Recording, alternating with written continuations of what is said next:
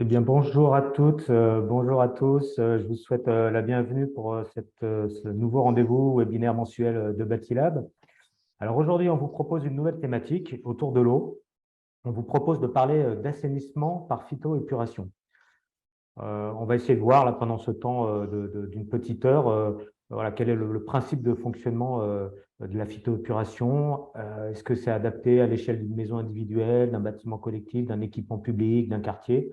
Alors, pour répondre à ces questions, on a invité Olivier Cloarec, qui est membre de l'association Approche Ecohabitat et qui travaille au sein d'Aquatiris. Donc, Olivier, c'est un spécialiste des systèmes d'assainissement par phytoépuration. Et donc, il va nous en présenter les grands principes de fonctionnement et il pourra répondre à toutes vos questions. Pour illustrer tout ça, on aura un petit retour d'expérience après la présentation d'Olivier Cloarec, un retour d'expérience de la commune de Mautref, qui a installé un système de phytoépuration et qui nous fera un petit retour sur cette installation. Alors, pour ceux qui en ont l'habitude, vous le savez, vos micros sont coupés. On vous demande d'utiliser le chat pour intervenir et poser vos questions. Et je me ferai l'intermédiaire auprès des intervenants pour relayer vos questions. L'ensemble de notre présentation, de notre réunion de ce matin fait l'objet d'une captation vidéo et donc nous mettrons tout cela en ligne sur la chaîne YouTube de Batilab à l'issue du webinaire. Voilà, merci à tous en tout cas d'être présents et je passe sans plus tarder la parole à Olivier Cloarec d'Aquatiris pour nous présenter les principes et fonctionnements de la phytoépuration. Voilà, bon, donc bonjour à tous et à toutes. Donc, je vais vous présenter dans les grandes lignes la phytoépuration, parce qu'évidemment, je ne vais pas rentrer dans les détails.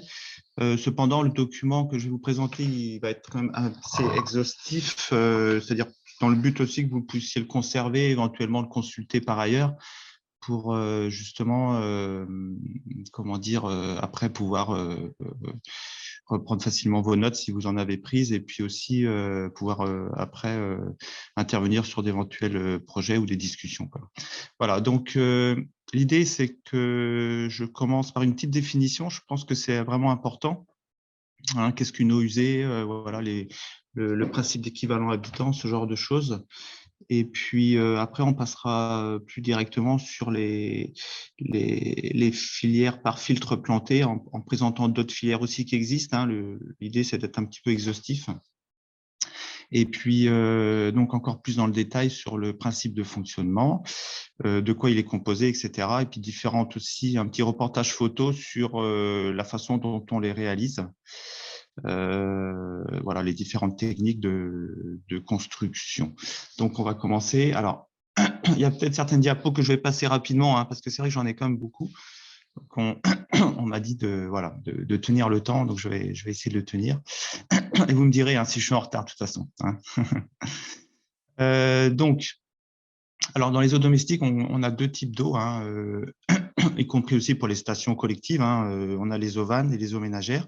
Pour les stations collectives, on peut aussi avoir, c'est-à-dire quand on collecte un ensemble de bâtiments ou une agglomération, on peut aussi avoir des industriels, des entreprises, etc. Mais bon, voilà, dans la règle la plus générale, on a les eaux vannes, donc des eaux de toilette en fait, et les eaux ménagères, qui sont deux types de pollution et de concentration différentes. Donc, ça complique le traitement parce qu'en fait, plus on a affaire à une pollution unique, plus c'est facile de traiter. Voilà, mais il faut bien différencier les deux déjà. Ensuite, après, il y a une notion aussi d'équivalent habitant. Alors, ça traduit une quantité de pollution qui parvient à la station d'épuration. Donc, l'équivalent habitant, hein, comme ça l'évoque, ça représente un équivalent habitant. Donc, un habitant, en fait, il émet dans son quotidien une certaine quantité de pollution qui se mesure en une demande biochimique. C'est-à-dire qu'en fait, c'est une capacité, enfin, comment dire, une valeur qui traduit en fait la charge organique, quoi, hein, et donc sa capacité à être biodégradée par l'oxygène. Donc voilà, donc ça représente 60 grammes de DBO5 et puis à peu près 150, 120 litres par jour. C'est assez important. On a toujours souvent la remarque, bah oui, nous on consomme 80 litres, etc. Donc bon, c'est une valeur de référence en France qu'on a obligation d'appliquer parce que ça traduit aussi différents autres usages. Mais bon, on peut quand même prendre 120 litres par défaut. Donc voilà, par exemple, après une station de 20 équivalents habitants, vous voyez, c'est 1,2 kg de DBO5 et 3 mètres cubes par jour pour une maison de 20 équivalents habitants ou un petit semi-collectif de 20 équivalents habitants. Ensuite, alors bien entendu, l'assainissement et donc l'épuration en règle générale, donc en fait doit correspondre à un cycle des matières, donc notamment le cycle du carbone, donc qui est vraiment important parce qu'évidemment on doit au minimum produire des déchets et donc l'idée c'est que ce cycle du carbone soit bien rempli pour avoir le moins de déchets possible.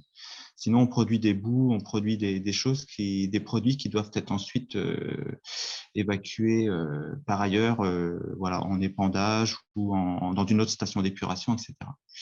Donc, le cycle de l'azote également. Hein, donc, en fait, une des premières étapes, vous allez le voir, c'est la minéralisation des matières. Hein, donc, je rentre vraiment dans le détail là. Mais c'est très important parce que en fait, le principe de la phytorépuration, justement, c'est de correspondre à ce cycle naturel des minéraux hein, et des matières, donc l'azote, le carbone, le phosphore, etc. Vous allez voir tout par ailleurs. Donc, voilà. Pour résumer, en fait, l'assainissement, il faut du coup transformer ou éliminer le carbone, bien souvent donc de façon gazeuse, donc dans l'atmosphère, ou bien par production de biomasse, de compost, de boue, etc. L'azote aussi va aussi se transformer principalement en azote gazeux et le phosphore, lui, il va être plutôt stocké dans des résidus type boue. Voilà, et le tout pour aboutir à une eau conforme. Voilà, donc c'est un peu précis. Autrement, il y a d'autres choses importantes à savoir aussi. Donc, quand on parle d'assainissement, on parle aussi toujours de milieu récepteur. Les eaux traitées rejoignent forcément un milieu récepteur qui peut être le sol, des eaux souterraines, un cours d'eau, etc. Et donc, pour ça, il y a des principes d'acceptabilité à respecter. Voilà. Après, il y a toutes sortes, évidemment, de réglementations et d'évolutions réglementaires. Donc, vous connaissez tous les SPANC, les filières DTU, etc., hein, les normes en conception pour les études de sol qui doivent voilà, être bien réalisées pour bien définir le principe d'assainissement, etc. Et notamment, alors du coup, on rentre encore plus dans le détail de l'assainissement, je dirais, individuel. Donc, c'est l'arrêté du 7 septembre 2009 qui, lui, ouvre à d'autres filières que les filières DTU. Hein, et c'est là que, en fait, ça a permis de faire entrer l'assainissement par phytoépuration dans l'acceptabilité en France, bien que ça existait déjà auparavant pour l'assainissement collectif, hein, c'est-à-dire de villes ou villages.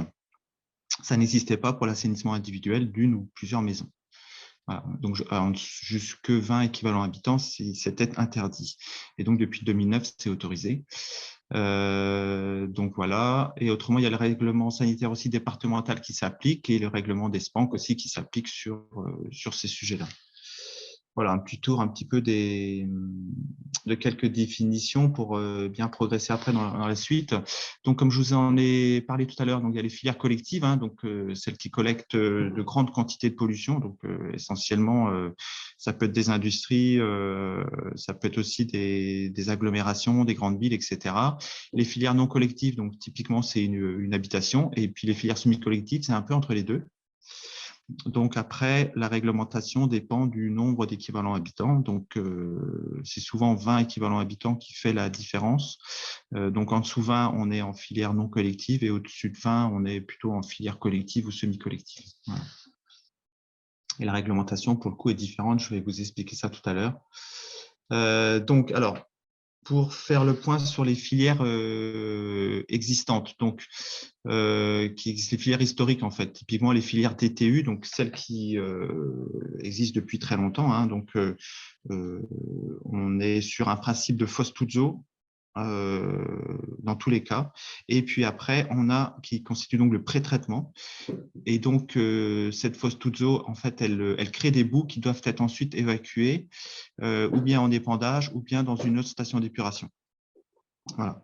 Et après, il y a ce qu'on appelle plutôt le traitement, qui va dépendre du sol et qui peut être un épandage, un filtre à sable, un tertre, c'est essentiellement ça, et donc qui va permettre la finition du traitement. Voilà, des eaux claires qui vont sortir de la fosse. Hein. Mais il faut bien prendre en compte qu'une fosse, eh ben, ça produit des boues qu'il faut ensuite s'en occuper, donc par un traitement des boues ou bien par un épandage agricole. Voilà, mais il y a de toute façon un usage après. Et donc une dépendance effectivement à une filière de gestion des boues.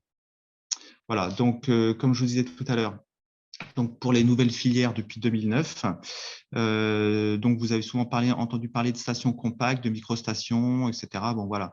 En fait, si vous voulez, c'est des systèmes d'assainissement qui sont soumis à agrément. Donc, il y a un certain protocole de validation auprès du CSTB ou auprès de la communauté européenne. Tout dépend après des types de certifications qu'on recherche. Et donc, les filtres plantés ou la phytoépuration sont dans le système des stations compactes. Hein, vous voyez, on est dans les stations compactes sur support, donc sable, pantelé de roseau. Voilà. Les microstations sont, elles, plutôt des stations qui comprennent, c'est des mini-stations d'épuration, si vous voulez, avec une certaine quantité d'éléments électromécaniques. Voilà.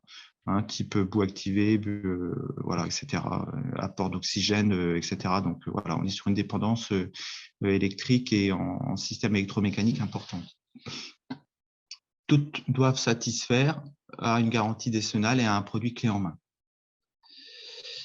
Donc, historiquement, la phytoépuration pour les systèmes individuels, vous voyez, donc c'est toujours sans fosse, historiquement. Vous verrez qu'il y en a qui sont avec fosse, mais voilà, du coup, on ne profite pas du bienfait de l'absence d'une fosse, c'est-à-dire de ne pas avoir à gérer des boues. Et donc, historiquement, ça se composait d'un premier filtre, puis d'un deuxième filtre, et ensuite d'une évacuation des eaux traitées. Donc, comme je l'ai dit tout à l'heure, ça peut être dans le sol, c'est bien souvent en infiltration dans le sol. C'est rarement dans un cours d'eau ou dans un fossé. Et donc, le premier étage, c'est un filtre planté de roseaux. Et ensuite, le deuxième étage, c'est un filtre horizontal qui, lui, est planté de plantes à fleurs semi-aquatiques. Je vais vous expliquer après dans le détail le fonctionnement de chacun de ces filtres. Cette filière est également compatible en filière toilette sèche, pour laquelle il y a une norme qui s'applique et qui permet de réduire de 40% la surface. Voilà. Que si on était en toilette à eau. Donc, vous voyez, ça vous donne une petite idée un petit peu du dimensionnement en bas. Par exemple, pour une maison de 5 pièces principales, à savoir 3-4 chambres, eh bien, le premier filtre, il va faire 10 mètres carrés et le deuxième, il fait aussi 10 mètres carrés. Vous verrez après que depuis peu, on peut ne réaliser que le premier filtre parce que en fait, il répond également à la réglementation dans le sens où les rejets, la qualité du rejet répond aux demandes de la réglementation. Donc, ça permet de s'adapter à des plus petites parcelles ou ce genre de contraintes. Le deuxième étage, en fait, le deuxième filtre, lui, c'est vraiment, je veux dire, l'épuration ultra performante puisque on traite également l'azote et le phosphore, qui en général sont plutôt négligés dans les systèmes d'assainissement ou qui ne figurent pas dans la réglementation pour l'assainissement individuel. Voilà, ça, on va le voir aussi après. Donc, voilà.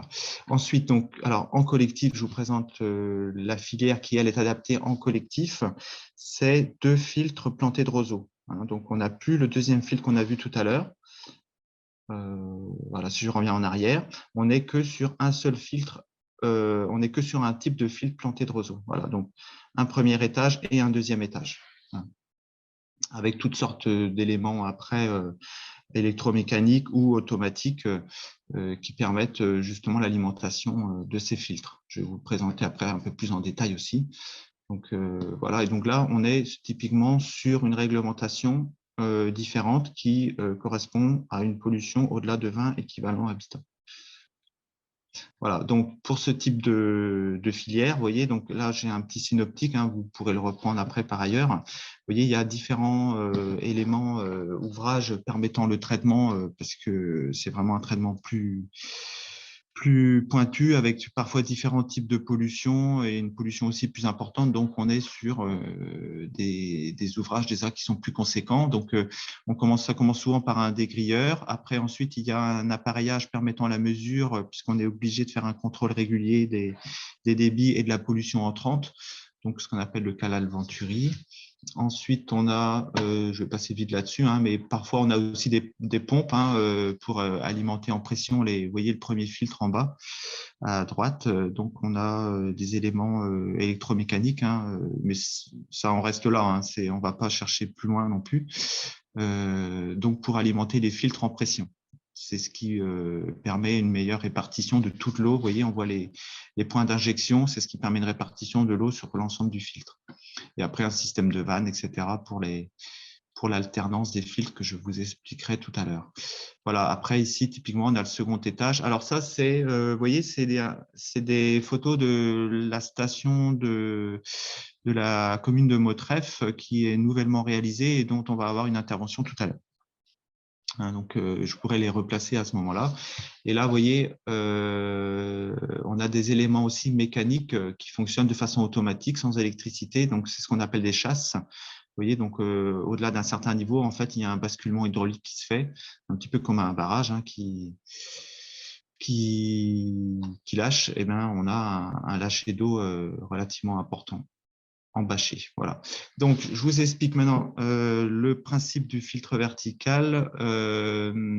Alors, ce qu'il faut bien savoir, c'est que c'est un filtre qui se compose de matériaux relativement simples. Hein, c'est bien souvent du sable, des gravions, des graviers, voilà, de granulométrie croissante vers le bas, et qui sont aussi de granulométrie très précise, de sorte à ce qu'ils ne se mélangent pas. Donc, il y a des lois physiques qui régissent en fait ce principe-là. Et donc, c'est pour ça qu'on se doit d'être relativement exigeant sur le type de matériaux qui composent le filtre. Donc, en fait, il y a une première étape de filtration par le sable qui s'opère. Et donc, le principe de ce filtre vertical-là, en fait, c'est une séparation des plus grosses matières, donc ce qu'on appelle les matières en suspension, et puis après le reste de la pollution dissoute dans l'eau. Donc cette pollution-là, elle va, avec l'eau, elle va du coup se transférer du haut vers le bas et elle va être absorbée par l'ensemble des micro-organismes qui sont présents dans le sable et aussi sur les racines des roseaux. Donc voilà, le roseau, lui, ne participe pas à l'épuration, il a plutôt un rôle mécanique. On va le voir ici sur donc ça, vous pourrez le regarder hein, par ailleurs, comme on va le voir ici sur ce slide-là. Donc, vous voyez, le roseau, lui, avec l'action du vent, il ouvre la première couche de sable ou de compost qui va se créer avec le temps. Et donc, il va permettre à l'eau de s'infiltrer et va être captée aussitôt par l'ensemble de la biomasse épuratrice. Voilà. Donc, en gros, c'est ça qu'il faut retenir hein, du principe. Alors, pourquoi en fait ce principe d'épuration-là? C'est-à-dire qu'on va rester toujours sur un principe d'épuration aérobie. Hein, c'est-à-dire qu'on va apporter de l'oxygène et c'est ce principe d'épuration-là qui permet une meilleure performance en fait, de l'épuration de la matière organique voilà, et de la dégradation de la matière organique sous forme de minéralisation, donc, comme je vous disais tout à l'heure. Et effectivement, pour correspondre au cycle du carbone et de l'azote, principalement. Donc, à savoir que ce premier étage de filtre vertical est composé de 2 parties, toujours, et il y a une phase d'alimentation et de repos, justement pour permettre la réoxygénation et en fait la bonne dégradation des matières. On continue donc sur le filtre horizontal. Donc, le filtre vertical, donc, dont je vous ai présenté le rôle, pour une filière collective, il y en a 2, et ils remplissent le même rôle. Sur le deuxième, on est effectivement sur des matériaux beaucoup plus fins, donc on parfait encore l'épuration. Pour le filtre horizontal, il en va tout autre. Donc, vous voyez, c'est un filtre où l'eau, c'est un filtre en fait qui présente 50 cm de hauteur pour 40 cm de matériau et qui est rempli d'eau. En fait, le niveau d'eau, il est 5 à 10 cm en dessous de la surface du pavillon. Et donc, l'eau circule dedans avec des plantes semi-aquatiques. Donc, ça permet ici une épuration anaérobie sans oxygène. Du coup, on remplit effectivement le cycle biochimique de la matière de sorte à ce qu'on intervienne également sur ce qui concerne l'azote et le phosphore et sur également la finition pour le carbone. Voilà. Donc, vous voyez ici un exemple de filtre horizontal. Donc, c'est le deuxième filtre ici qu'on voit fleuri. Et le premier filtre de filtre vertical, c'est celui qui est avec un cadre en bois. Voilà, donc oui, voilà, bon, je ne vais pas trop m'attarder là-dessus. On pourra y revenir après sous forme de questions. Alors après, pour ce qui concerne l'efficience un peu de ces filières-là, il y a eu une étude qui a été faite par l'IRSTEA, donc c'est l'ancien CEMAGREF, et puis ça dépend du ministère aussi de l'environnement, enfin, ou ce qu'on veut, comme on l'appelle à chaque fois. Et donc, qui a identifié, enfin, je veux dire, qui a fait un suivi d'installation in situ, donc sur tous les types de filières existantes en France et autorisées, et qui donc, du coup, les a classées en fonction de la qualité d'épuration des eaux et également de leur performance à être, je veux dire, sans contrainte, sans problème de fonctionnement anormaux, etc. Voilà. Donc, sur l'efficience de leur fonctionnement. Donc, c'est ce qu'on appelle l'entretien curatif. Et il s'avère qu'il n'y a que 2-3 filières qui, justement, sont, on va dire, acceptables selon eux, à savoir les filières par filtre à sable et les filières par végétaux, donc à savoir les filtres plantés. Le reste des filières sont un peu moins efficientes, à la fois en termes d'épuration de qualité des eaux ou bien de dysfonctionnements anormaux qui peuvent intervenir potentiellement. Voilà. Après, bon, il y a quelques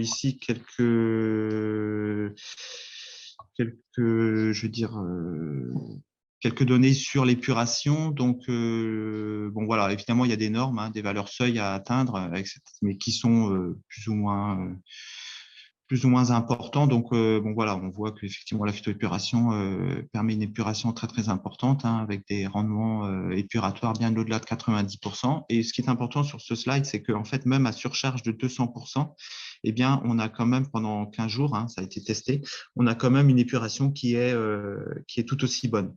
Donc, c'est vraiment un système très intéressant. Et pareil, en cas de non-occupation, sur la durée, eh bien, on a aussi des rendements épuratoires qui sont très importants. Donc, lorsqu'en fait, il y a une remise en route. Voilà. Donc, c'est vraiment un système qui est très, très souple dans le fonctionnement. Voilà. Après, ici, tout ce qui est traitement de l'azote, c'est aussi relativement important. Mais il faut savoir que la plupart des assainissements individuels comme ça, ou jusqu'à environ, jusqu'à une grosse quantité de pollution reçue par la station, il n'y a pas d'obligation pour l'azote et le phosphore. Donc, c'est vraiment étonnant, mais voilà, c'est comme ça actuellement la réglementation. Pour autant, la phytoépuration traite l'azote et le phosphore, mais de façon limitée, comme tous les autres stations. Voilà, bon, je ne vais pas m'attarder là-dessus. Vous voyez, par exemple, ici, pour les stations type collectif comme celle de Motref, dont on aura un aperçu tout à l'heure, vous voyez, il y a des normes que sur la pollution organique et les matières en suspension. Voilà, il n'y a pas de normes. Donc, c'est ce qui correspond à ces valeurs-là. Il n'y a pas de normes sur l'azote et sur le phosphore. Voilà. Donc, mais pour autant, c'est des valeurs qui sont quand même calculées et sur lesquelles il y a effectivement un suivi. Voilà. Parce que en fait, le système de phytoépuration, pour bien fonctionner, il doit nitrifier, etc. Enfin voilà, il y a un cycle de l'azote qui doit être réalisé dans ces ouvrages.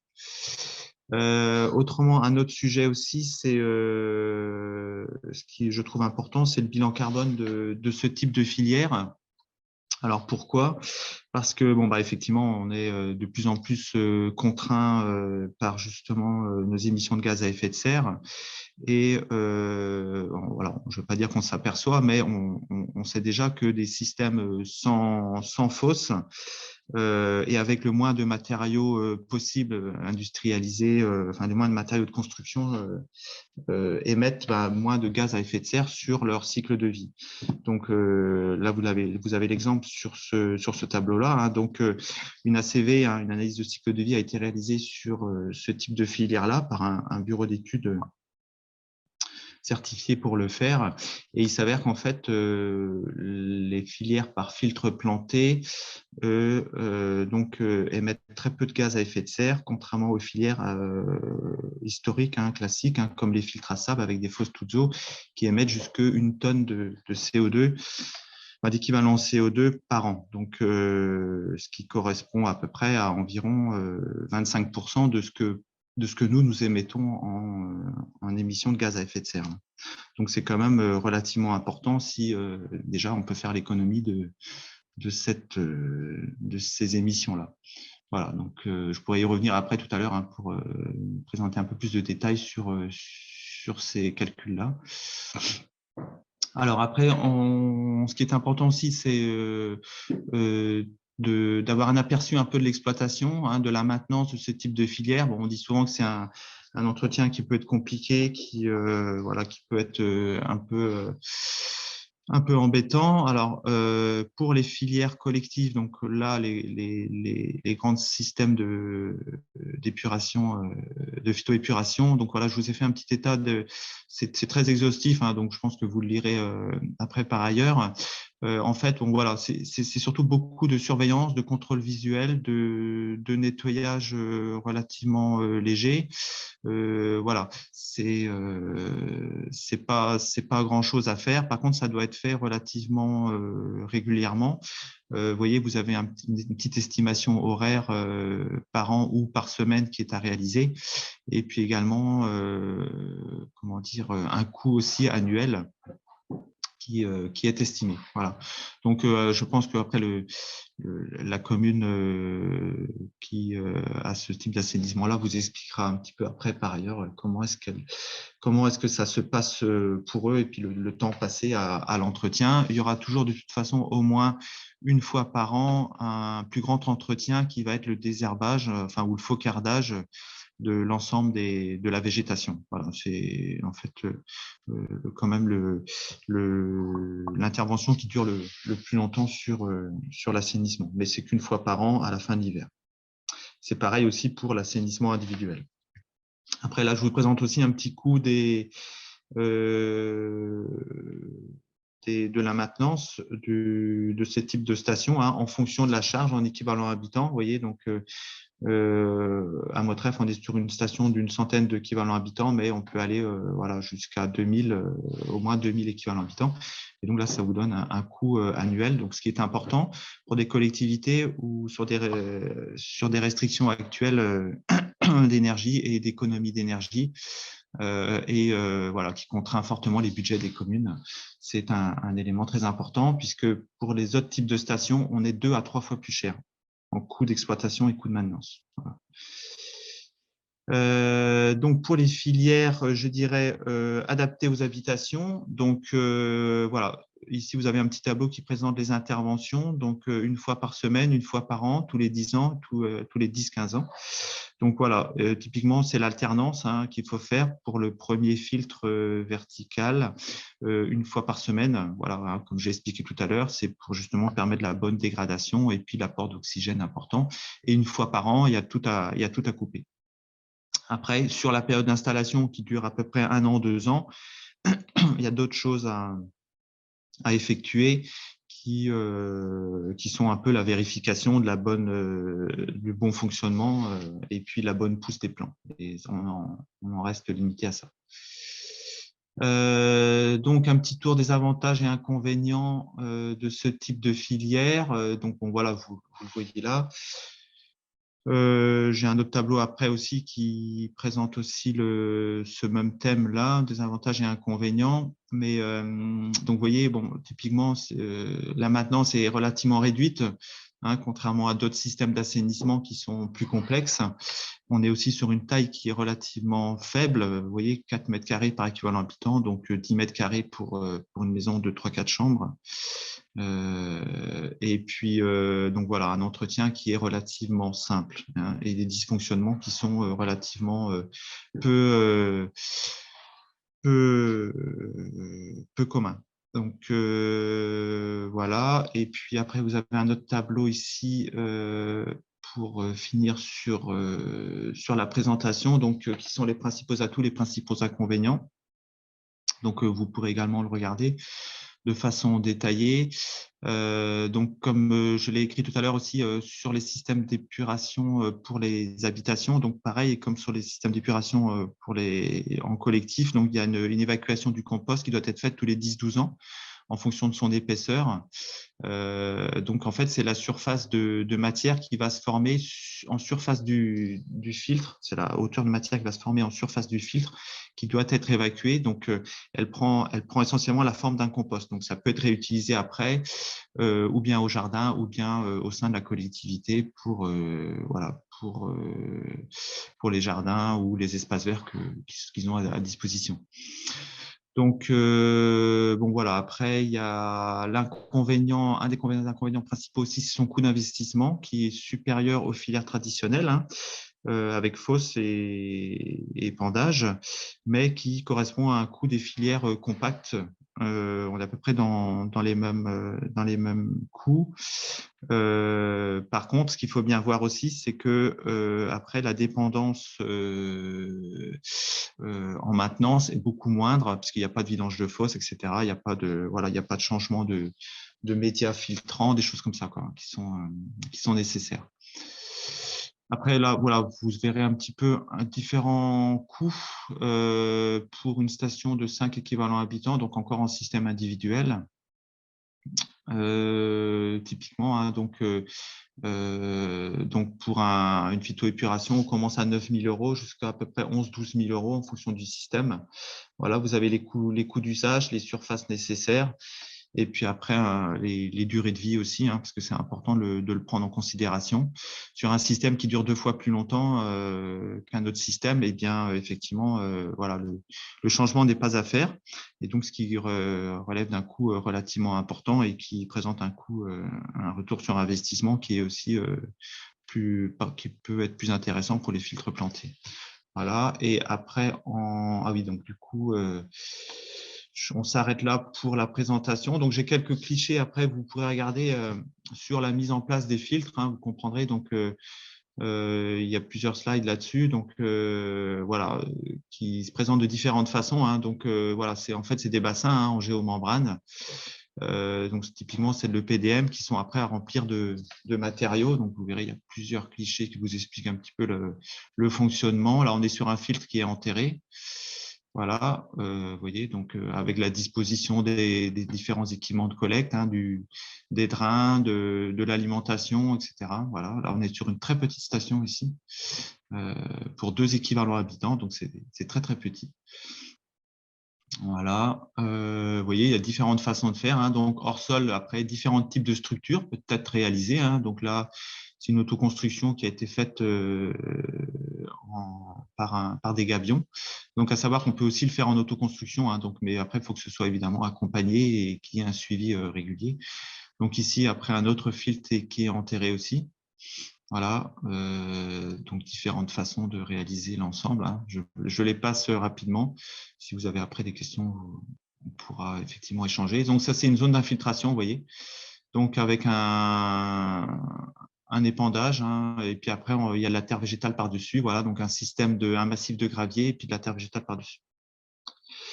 Voilà, donc ça, c'est l'arrivée des eaux dans le filtre avec ces nouvelles installations. Donc, on voit les plants de roseaux qui viennent d'être plantés, hein, donc qui vont être amenés après à se développer de façon très intense. Voilà, un petit peu des clichés des différents types de réalisation. Voilà, et aussi, il existe, ça fait déjà depuis un petit temps, hein, 2015, donc des systèmes de bac. voyez, pareil, qui sont prêtes à poser, prêtes à remplir, donc qui facilitent énormément la construction, voire l'autoconstruction aussi. Bon, qui ont l'inconvénient de coûter un peu cher, mais qui permettent une réalisation en 1 à 2 journées de l'assainissement. Donc, si on a tous les matériaux à disposition, donc c'est relativement intéressant. Alors, toujours un système de protection avec une grille, donc protection sanitaire, hein, ça apparaît dans les précédents slides, mais je ne l'ai pas évoqué. Et puis aussi un système de clôture qui est obligatoire pour justement encore parfaire la protection sanitaire. Voilà. Donc, chose qu'on voit ici en bas à gauche. Voilà les systèmes de bac, hein, typiquement, comme ils sont mis en place. Donc, comme vous le voyez, hein, prêt à poser, prêt à remplir, avec le kit de drainage, etc., et d'alimentation qui est fourni en même temps. Et après, différents types de mise en œuvre également, hein, d'aménagement paysager autour. Alors, sur celle d'en bas à gauche, donc je n'en ai pas parlé, mais effectivement, il y a des systèmes aussi qui sont adaptés au tiny house et qui peuvent être mobiles. Donc là, on ne le voit pas parce que là c'est coupé, mais je pourrais le mettre dans le document qu'on vous fournira. Hein, je referai le montage. Voilà. Et après, donc, vous voyez un peu tous les équipements mécaniques qui sont à disposition pour pouvoir réaliser l'assainissement. Hein. Bon, voilà. Ça, c'est par exemple un poste de pompage, etc. Voilà. Des systèmes de régulation, de vannes, voilà. Typiquement une pompe. Hein, quand il y en a besoin, il n'y en a pas toujours besoin. Le système peut être alimenté aussi en gravitaire. Donc, c'est d'ailleurs un des inconvénients. Bon, c'est-à-dire qu'en fait, quand on est en gravitaire, eh bien, il faut une longueur de canalisation, de réseau et puis une pente suffisante. Sinon, après, il y a une mise en place d'une chasse, mais il y a toujours des solutions de toute façon pour pouvoir passer avec une solution en gravitaire. Donc, vous voyez encore d'autres types d'aménagements. Donc, vous voyez qu'on est sur des terrains en pente, ça facilite l'installation ou pas. À voir après en fonction de la pente de terrain, mais ça peut être aussi installé sur des terrains plats. Hein, vous voyez ici sur des terrains plats. Donc voilà, encore. Voilà. Donc j'ai terminé pour ma partie. Donc je ne sais pas si on passe maintenant à. On va prendre, il y a quelques questions, Olivier, Oui. qui sont arrivées sur le chat. Donc, juste des petites Ouais. précisions. À un moment, tu as parlé du temps de désherbage Oui. et tu as parlé de Hop, un je peu plus reviens. de 9 heures par semaine pendant les 4 premières années. Ça avait l'air de surprendre ce temps de désherbage. Donc, tu confirmes que c'est bien 9 heures, un peu plus de 9 heures par semaine, hein, c'est ça, pendant le début, les premières années d'existence du filtre. Alors, après, ça dépend de la taille des filtres. Hein. En fait, alors, il y a plusieurs types de désherbage, c'est-à-dire qu'en fait, sur les premières années, le temps d'installation, mais ça, c'est pour des filières collectives. Hein. Alors, vous voyez, pour une 500 équivalents habitants, par exemple, là, on voit 9 heures par semaine. Hein, c'est l'arrachage des mauvaises herbes parce que, en fait, les premiers temps, ça va pousser de façon très importante. Le temps que les roseaux s'installent, il faut savoir que les roseaux, on en plante 4 à 5 par mètre carré. Donc, le reste des surfaces vont très vite être occupées par d'autres plantes et donc, ça nécessite un désherbage qui peut être important. Mais les 4 premières années, c'est vraiment maximum. Vous verrez tout à l'heure dans le témoignage, on est plutôt sur 1 an, 2 ans. Voilà. Okay. Et puis, sur une petite station, vous voyez, à mon avis, on va plutôt être sur 2 heures par semaine. Hein, donc, pour 100 équivalents habitants, vous verrez après, en fonction du témoignage. Voilà. Donc, bon, 4 années, c'est vraiment exceptionnel. Et pour une installation individuelle, ce temps d'entretien? Pour une installation individuelle, c'est peut-être c'est une demi-heure par mois et encore, ouais, c'est vraiment très très léger, quoi. Hein. Ouais, on n'est pas du tout sur la même proportion, quoi. Ouais. Okay. Quelques slides avant, tu parlais du bilan carbone. Oui. Et il y avait une demande, je crois que c'était sur ce visuel-là, que signifie LB? LB, voilà, sur la 4e en abscisse là-dessus. LB plus filtre vertical, j'imagine. Oui, voilà. Donc, en fait, c'est une filière en toilette sèche, en fait. Voilà. Ouais. D'accord. LB pour toilette sèche et donc FV pour filtre vertical et FH pour filtre horizontal. Ouais, c'est ça. C'est vrai que je vais un peu vite sur tout ça. Donc ça, c'est en fait l'ensemble des filières de phytoépuration qui existent, verticale, horizontale, bac, géomembrane et puis toilette sèche. Et en comparaison d'un filtre à sable, donc une fosse plus un filtre à sable. Voilà. Qu'est-ce qu'on a d'autre comme question? Oui, sur la question de la clôture. Donc, elle est obligatoire en permanence, hein. Ce n'est pas une installation provisoire de chantier haute, c'est bien un élément de sécurité comme ceux qu'on peut retrouver autour des piscines, par exemple, Oui, qui doit tout à rester en fait. poste. Oui, alors après, ça peut prendre plusieurs formes, hein. Au minimum, c'est 3 fils. Vous voyez, ça reste très, très léger, quoi. 3 fils jusqu'à 80 cm. Après, certaines personnes disposent de gabions, j'allais dire, non, de ganivelles qui voilà, peuvent être plus ou moins esthétiques. Après, pour les collectivités, de toute façon, c'est des installations qui doivent être clôturées, hein. Ça, par contre, c'est vraiment une obligation, quoi. Okay. Sur le volet Donc, clôturé, autoconstruction, non accessible. Ouais. sur la question de l'autoconstruction, Oui. une question sur les formalités à mettre en œuvre pour s'assurer de la conformité. Enfin, quelles sont les obligations réglementaires quand on est en autoconstruction? Alors, en autoconstruction, en fait, puisqu'on est sur un système d'agrément, donc qui est validé en fait par le fabricant, hein, donc c'est lui qui va certifier et puis faire bénéficier des garanties. Donc là, on est sur un suivi et un accompagnement obligatoire, un peu comme une maîtrise d'œuvre, si vous voulez. Et donc, c'est cet accompagnement-là qui va permettre justement après d'activer la validation du système et puis donc la validation auprès du SPANC et puis aussi voilà, les garanties décennales qui vont s'appliquer. Peut-être une dernière question. C'est une installation qui peut se faire au moment de la construction du bâtiment, mais est-ce que c'est aussi envisageable en, en rénovation ou une fois que le Ah bâtiment oui, est oui, tout rénové? à fait. Ouais. De toute façon, ce système se met en place pour du neuf, pour de la rénovation, pour de la réhabilitation. Bon, comme c'est un assainissement, ça se fait bien souvent plutôt vers en fin de travaux, quand c'était des rénovations importantes. Mais bon, voilà, ça s'adapte à tous les types de projets, hein, et tous les types de terrains. Ok, merci beaucoup Olivier. Je ne vois pas d'autres questions à ce stade. Peut-être qu'on peut passer la parole à la commune de Motreff. Je ne sais pas si les personnes sont en ligne, alors n'hésitez pas Ouais. à activer votre micro si c'est le cas et à nous partager ça. Alors en attendant, je vois une dernière question. Le filtre vertical est-il adapté au traitement des eaux grises seulement? Oui, alors justement, en toilette sèche, c'est vrai que je suis allé rapidement.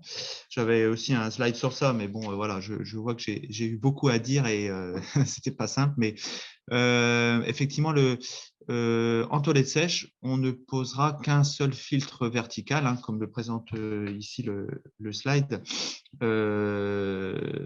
Donc, ça suffit pour le traitement des eaux ménagères. Donc, par contre, il faut bien préciser le traitement des composts de toilettes, quoi. Ça, c'est vraiment un élément important pour le SPANC. Donc, la façon dont le compost sera réalisé, les différentes étanchéités, etc., la situation sur le terrain et tout ça, quoi. Merci. Alors, est-ce que les personnes de la commune de Motreff sont en ligne? Et si c'est le cas, est-ce qu'elles peuvent activer leur micro pour nous partager rapidement, quelques mots, leur retour d'expérience sur une installation? Je ne vois personne venir.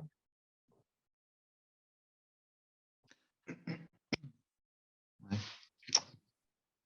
Est-ce que tu peux en dire quelques mots, peut-être, Olivier, sur cette installation, si tu la connais un petit peu? Oui, je la connais, oui, puisque j'ai fait effectivement le chantier.